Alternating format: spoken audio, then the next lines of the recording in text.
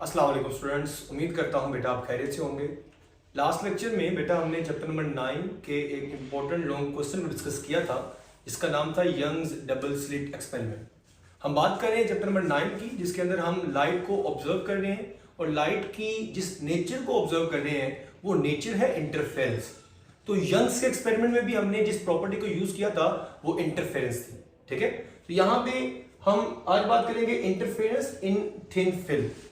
Thin film में interference किस तरह से होती है। बेटा आपने बाजू का देखा होगा कि जब पानी की सरफेस पे कोई ऑयल आपने सेपरेट किया हो, थ्रो किया हो या गिर जाए तो वहां से आपको शाइनी सरफेस नजर आती है। वो शाइनी सरफेस क्यों नजर आती है? Because of interference. ठीक है, तो आज उसी प्रोमिनेंट तरीके के साथ देखेंगे कि थिन फिल्म के अंदर किस तरह से इंटरफेरेंस का फिनोमेना परफॉर्म होता है। अब सबसे पहले आपको बेटा ये पता होना चाहिए कि थिन फिल्म होती क्या है। ठीक है, तो थिन फिल्म क्या होती है? अ ट्रांसपेरेंट मीडियम, एक ट्रांसपेरेंट मीडियम जिसके अक्रॉस आप देख सकते हैं। हुज थिकनेस इज कंपेरेबल, जिसकी थिकनेस तकरीबन बराबर होती है किसके?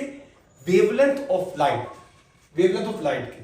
तो जिसकी थिकनेस इतनी कम हो कि लाइट की वेवलेंथ के बराबर हो, उस फिल्म को आप थिन फिल्म कहते हैं। ठीक है, अब लेट्स सपोज कि आपके पास देखें ये ऑयल सरफेस है, ये वाटर है, वाटर की थिकनेस काफी ज्यादा है क्योंकि वो मेन मीडियम है। उसके ऊपर आपने ऑयल सेपरेट किया जिसकी थिकनेस इंतहाई कम है। ठीक है, यहां मैंने थोड़ी बड़ी ड्रा की है ताकि कॉन्सेप्ट समझाने के लिए, और उसके ऊपर एयर है जहां से आपके पास लाइट ट्रेवल कर रही है। अब देखें जब लाइट यहां से मूव ऑन करेगी तो यहां पे डिफरेंट प्रोसेस होंगे, क्योंकि लाइट जब लाइटर मीडियम से डेंसर मीडियम में जाती है तो क्या क्या होता है, उसका कुछ हिस्सा रिफ्लेक्ट हो जाएगा, कुछ क्या हो जाएगा? ट्रांसमिट हो जाएगा। फिर जब लोअर सरफेस ऑफ ऑयल से टकराएगी या वाटर से टकराएगी तो वहां से फिर इसका कुछ हिस्सा रिफ्लेक्ट होगा, कुछ ट्रांसमिट होगा। जो ट्रांसमिट होगा वो अंदर चला जाएगा, वो वहां पे एब्जॉर्ब हो जाएगा। रिफ्लेक्टेड से यहां से इसका कुछ पोर्शन ट्रांसमिट होगा और वो रे बाहर आएगा। देखिए सिंगल रे से आपने दो तरह की वेव्स क्रिएट कर ली, जिनकी आपके पास बेटा देखें यहां पे इनकी फ्रीक्वेंसी भी सेम होगी, इनकी डायरेक्शन भी सेम होगी।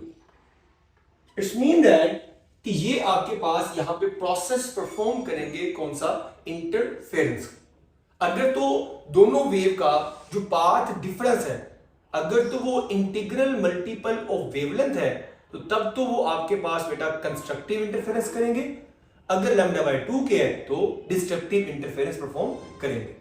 अब ये जो पाथ डिफरेंस है कि कितना पाथ डिफरेंस बनेगा, वो पाथ डिफरेंस किन पॉइंट्स पे डिपेंड कर सकता है, ये यहां पे एक इंपॉर्टेंट शॉर्ट क्वेश्चन भी है।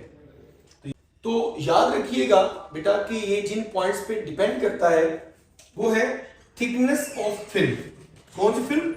थिन फिल्म, जो आपने ऊपर सेपरेट की है कि इसकी आपके पास थिकनेस कितनी है, उसके अकॉर्डिंगली पाथ डिफरेंस क्या होगा? चेंज होगा। नेचर ऑफ फिल्म के ये जो ऑयल इस्तेमाल किया या कोई और आपने मटेरियल इस्तेमाल किया उसकी नेचर क्या है। And third thing is angle of incidence, कि ये जो रे आ रही थी ये यहां पे कितना एंगल यहां पे क्रिएट करेगी, उसके अकॉर्डिंगली आपके पास पाथ डिफरेंस आएगा और वो बताएगा कि कंस्ट्रक्टिव इंटरफेरेंस होगी या फिर डिस्ट्रक्टिव इंटरफेरेंस होगी। एग्जाम्पल की बात की जाए तो यहां पे आप डिस्कस कर सकते हैं कि ऑयल फिल्म ऑन वाटर, ये भी इसकी एग्जाम्पल है। सोप फिल्म, ये भी एग्जाम्पल है। एयर फिल्म, ये भी इसकी एग्जाम्पल में आएंगे। ठीक है, अब इसमें याद रखें कि हमने यहां पे जो लाइट इस्तेमाल की वो डिफरेंट तरह की हो सकती है, जैसा कि आप चैप्टर के स्टार्ट में पढ़ के आए। अब अगर तो लाइट मोनोक्रोमेटिक है जो कि सस्टेनेबल इंटरफेरेंस की एग्जांपल में आती है। अभी सस्टेनेबल क्या है, इसके लिए आप चैप्टर नंबर 9 का पहला लेक्चर लाजमी देखिए, वहां मैंने बताया है कि सस्टेनेबल इंटरफेरेंस क्या होती है और अनसस्टेनेबल क्या होती है। यहां मैं दोनों को बता रहा हूं कि सस्टेनेबल इंटरफेरेंस अगर आप अचीव करना चाहते हैं तो फिर आपको मोनोक्रोमेटिक सोर्स इस्तेमाल करना पड़ता है। अगर अनसस्टेनेबल इस्तेमाल करना चाहते हैं फिर आप व्हाइट लाइट को इस्तेमाल कर सकते हैं। व्हाइट लाइट जो डिफरेंट कलर्स पर मुश्तमिल होती है, अगर हम याद रखें कि अगर हम यहाँ पे प्रोसेस के लिए व्हाइट लाइट को इस्तेमाल करेंगे तो हमारे पास बेटा कलरफुल पैटर्न बनेगा, जो कि अमूमी तौर पर हमारे घरों में बन रहा होता है कि जब आप शाइनी सरफेस देख रहे हैं तो आपको कलरफुल पैटर्न नजर आ रहा होता है, वहां पे डार्कनेस नजर नहीं आ रही होती कहीं पर भी आपको। It's mean that when we use white light to perform the interference in thin film we will attain the process the pattern of colourful, there will be no dark spot. यही मैंने यहां मेंशन कर दिया कि when white light is exposed then colourful pattern are obtained. तब क्या होगा, colourful pattern बनेगा, उसमें कोई डार्क फ्रिंजेस नहीं बनेंगे। लेकिन जब मोनोक्रोमेटिक सोर्स जिसकी वेवलेंथ सेम, इसका कलर सेम, जो सस्टेनेबल इंटरफेरेंस के लिए लाजमी है, अगर हम वो इस्तेमाल करेंगे तो हमारे पास बेटा कलरफुल पैटर्न नहीं, सिर्फ ब्राइट और डार्क स्पॉट्स बनेंगे। देखिए, when monochromatic light is exposed then bright and dark fringes is formed, there will be no colorful pattern in the case of monochromatic। Colourful pattern बेटा सिर्फ कब बनेगा, जब आप व्हाइट लाइट का इस्तेमाल करेंगे। इससे मुताबिक कुछ मैंने अहम पॉइंट्स निकाल के लिखे हैं सामने आपके, कि आपके लिए हेल्पफुल रहे इसको अटेंड करने में। ये है तो शॉर्ट क्वेश्चन, लेकिन ये फीचर्स आपको ध्यान रहने। यहां बात करेंगे बेटा कुछ इंपॉर्टेंट फीचर्स की। तो हमने यह बात की है कि अगर थिकनेस ऑफ फिल्म और एंगल ऑफ इंसिडेंस इस तरह से हो कि वो एक दूसरे के इफेक्ट को कैंसिल कर रहे हैं, तो आपके पास बेटा क्या बनेगी, वहां पे डिस्ट्रक्टिव इंटरफेरेंस होगी और डार्क स्पॉट्स बनेंगे। तो फिल्म लुक डार्क कब, जब वो दोनों एक दूसरे के इफेक्ट को कैंसिल करेंगे। लेकिन अगर आपके पास व्हाइट लाइट इस्तेमाल करते हैं तो मैंने जैसा कि आपको बताया कि कौन सा पैटर्न बनता है, कलरफुल पैटर्न बनता है। तो हर कलर अपने अपने पैटर्न के मुताबिक स्कैटर कर जाता है।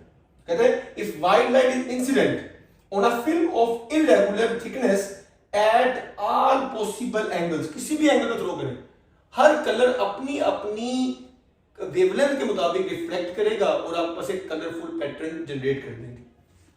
We should consider the interference pattern due to each spectral colour separately, because हर कलर अपनी वेवलेंथ के मुताबिक सेपरेट होगा, तो इसलिए आपके पास यहां पैटर्न कलरफुल बनेगा और हर कलर का पैटर्न आपके पास सेपरेट बनेगा। Second and most important topic that we will discuss today, that is Newton's ring. Newton's ने भी बेटा इंटरफेरेंस के पैटर्न को ऑब्जर्व किया था 1717 के अंदर। उसने जो पैटर्न ऑब्जर्व किया, इसको न्यूटन्स रिंग कहते क्यों हैं?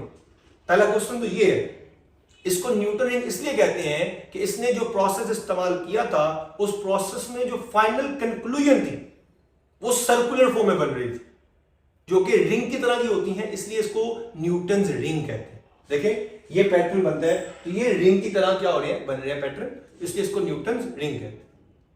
अब इसने क्या क्या चीजें इस्तेमाल की, उनमें यहां मेंशन करते लोग आपके पास कि उसने आपके पास एक माइक्रोस्कोप इस्तेमाल किया। ये आपके पास बेटा माइक्रोस्कोप है, ये आपके पास बेटा बाई कन्वेक्स लेंस है, ये आपके पास बेटा सोर्स ऑफ लाइट है, ये ट्रांसपेरेंट ग्लास प्लेट है आपके पास, हाफ ट्रांसपेरेंट है, इसका मतलब कुछ लाइट इसमें से रिफ्लेक्ट होगी, कुछ ट्रांसमिट होगी। और ये आपके पास बेटा मेन पॉइंट, ये जो मैंने ग्रीन ड्रा किया हुआ है, ये आपके पास बेटा है प्लेनो कन्वेक्स लेंस, और ब्लू शेड में जो है ये आपके पास अगेन है बेटा ग्लास प्लेट। ठीक है, कहते देखिए circular fringes are produced due to interference in thin film of variable thickness. Thickness यहां पे वेरिएबल किस तरह से है उसको बताता हूं आपको मैं। Enclosed bye plano convex lens and glass plate. देखिए ये सोर्स है, ये सोर्स आपने इस कन्वेक्स लेंस के फोकस पॉइंट पे प्लेस किए।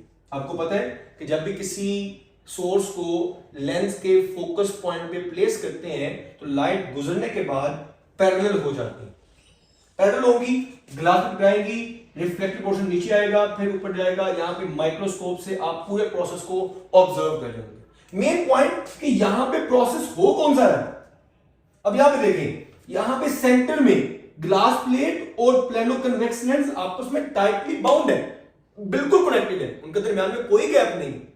इट्स मीन दैट वो आपस में टोटली कनेक्टेड है, वहां पे कोई गैप नहीं है। लेकिन जैसे जैसे आप पेरिफेरी एंड्स की तरफ, किनारों की तरफ आते हैं, आप देखिए गैप बढ़ता जा रहा है। उस गैप में होगा क्या, उस गैप में होगी आपके पास बेटा एयर।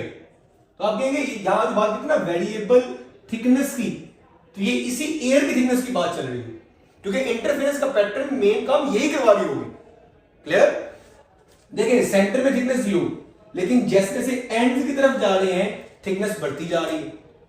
ये मैंने यहां पे डायग्राम ड्रा की है प्रॉपर्ली समझाने के लिए। यहां होगा क्या, जब जैसे ये लाइट आएगी ना, लाइट अपर सरफेस रिफ्लेक्ट होगी और कुछ ट्रांसमिट हो जाएगी, लोअर सरफेस रिफ्लेक्ट होगी इस तरह से। तो देखिए इस तरह का पैटर्न बन गया आपके पास कि एक ही वेव से दो वेव प्रोड्यूस करेंगे, और ये यहां पे कंस्ट्रक्टिवली या destructively depending upon their path difference वो स्पॉट्स बनाएंगे। अगर तो कंस्ट्रक्टिव बना रहे हैं तो ब्राइट स्पॉट, अगर डिस्ट्रक्टिव बना रहे हैं तो डार्क स्पॉट। ठीक है, तो इस तरह का पैटर्न बनेगा। अब जब पैटर्न ऑब्जर्व करते हैं तो पैटर्न लुक लाइक दिस। अब इस पैटर्न में देखिए रिंग्स की फॉर्म में, इसलिए न्यूटन रिंग कहते हैं इसको। अब इस पैटर्न में यूनिकनेस क्या है, मेन पॉइंट क्या है इसमें से? देखिए जब पैटर्न को ऑब्जर्व करते हैं तो पहला ध्यान हमारा था सेंटर की तरफ, और सेंटर में एक डार्क सर्कल है, डार्क स्पॉट है। तो ये इस टॉपिक का सबसे इंपॉर्टेंट शॉर्ट क्वेश्चन क्या जी, why the centre spot is dark. Centre spot dark क्यों होता है? क्योंकि वो डेंसर मीडियम से रिफ्लेक्ट होता है, रिफ्लेक्टेड सोर्स इस्तेमाल किया है, जिससे क्या होता है आउट ऑफ फेज रिफ्लेक्शन होती है। मतलब अगर गया क्रस्ट है तो आएगा ट्रफ, यहां पे अगर क्रस्ट गया है तो आएगा ट्रफ। जब क्रस्ट ट्रफ से सुपरपोज करता है तो आपके पास बेटा जो इंटरफेरेंस होती है वो कौन सी होती है, डिस्ट्रक्टिव इंटरफेरेंस होती है। जब भी आप आउट ऑफ फेज जाते हैं ना तो बेटा याद रखें आपके पास कौन सी इंटरफेरेंस होगी, डिस्ट्रक्टिव इंटरफेरेंस। देखिए रिफ्लेक्टेड फ्रॉम डेंसर, जब भी डेंसर से रिफ्लेक्ट होगा तो आउट ऑफ फेज रिफ्लेक्शन होगी, मतलब 180 का फेज शिफ्ट आएगा, क्रस्ट भेजा है ट्रफ आएगा। तो आपस क्या होगी बेटा, सेंटर क्या बनेगा, डार्क। रीजन क्या है कि वहां पे कौन सी इंटरफेरेंस हो रही है, डिस्ट्रक्टिव इंटरफेरेंस। फिर मैंने यहां पे एक इंपॉर्टेंट फीचर की फॉर्म में एक पॉइंट मेंशन कर दिया है कि आपसे ये क्वेश्चन हो सकता है कि क्या centre of the Newton ring को ब्राइट बना सकते हैं? Answer is yes, of course. Question ये होगा कि फिर कैसे बना सकते हैं? तो याद रखें अगर हम ट्रांसमिशन का प्रोसेस इस्तेमाल करें, ट्रांसमिटेड सोर्स इस्तेमाल करें, तो जब ट्रांसमिशन होगी तो आपके पास बेटा इन फेज प्रोसेस चले। जब इन फेज होगा तो क्रस्ट के सामने क्रस्ट, ट्रफ के सामने ट्रफ, फेज डिफरेंस कोई नहीं बनेगा, तो कंस्ट्रक्टिव इंटरफेरेंस होगी, जिसकी वजह से आपका सेंटर बेटा ब्राइट बन जाए। देखिए मैंने यहां मेंशन किया है कि central spot will bright, bright होगा क्यों, क्योंकि due to in phase transmission. Transmission के प्रोसेस की वजह से आपका centre of Newton ring will be bright. तो जब ट्रांसमिशन होगी तो इंटरफेरेंस बेटा कौन सी होगी, कंस्ट्रक्टिव इंटरफेरेंस होगी। अभी पैटर्न है, पैटर्न मैंने यहां पे जो सर्कल्स ड्रा किए हैं वो कुछ डिस्टेंस पे किए। अब इनका डिस्टेंस कम कैसे होगा, ज्यादा कैसे होगा, वो किस पे डिपेंड करेगा। तो मैंने यहां पे एक नोट की फॉर्म में, जो कि इंतहाई इंपॉर्टेंट नोट है, वो आपके पास मैंने मेंशन कर दिया।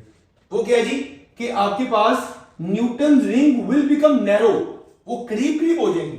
कब? जब आपने ये अपरेटस कहां किया होगा, वाटर के अंदर इमर्स किया होगा, डेंसर मीडियम में इमर्स किया होगा।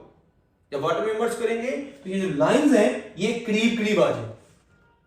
अगर आप एयर में रखेंगे तो यहां पे एयर काम कर रही होगी, अगर वाटर में प्लेस कर देंगे तो यहां पे जो एयर थी उसके बाद वाटर आ जाएगा। तो इस तरह से मीडियम के चेंज करने से भी आपके पास इनके दरमियान जो फ्रिंजेस के दरमियान जो स्पेसिंग है वो कम ज्यादा हो सकती है। तो ये है बेटा न्यूटन रिंग। ये था बेटा आज का हमारा लेक्चर, जिसमें हमने interference in a thin film और न्यूटन रिंग को स्टडी किया। उम्मीद करता हूं कि आपको समझ आया होगा। अगर बेटा आपको कोई चीज समझ नहीं आई है तो आप बेटा क्वेश्चन कर सकते हैं। आज के लिए बेटा इतना ही, नेक्स्ट लेक्चर में हाजिर होंगे। अल्लाह हाफिज।